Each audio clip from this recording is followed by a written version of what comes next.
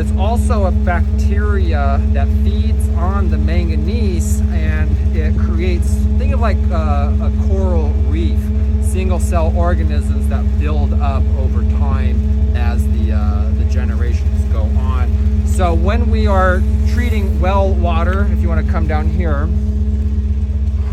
it's really the worst of the worst.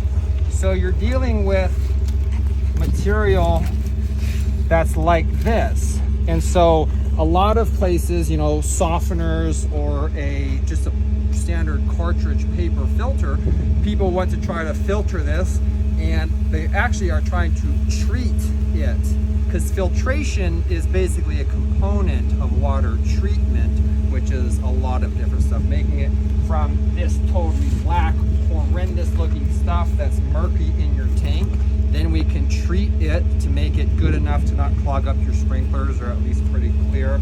Then you can condition it, and that's where a softener comes in, makes it nice to use on your skin for the soap, scum, and sudsing.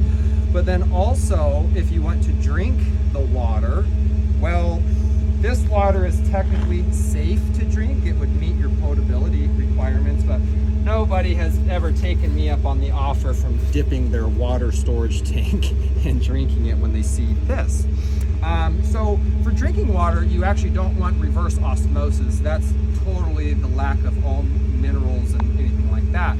It sounds like it would be good, but just like anything, just because less things in your water is good, the total absence of things is not actually better. We want the right amount of stuff.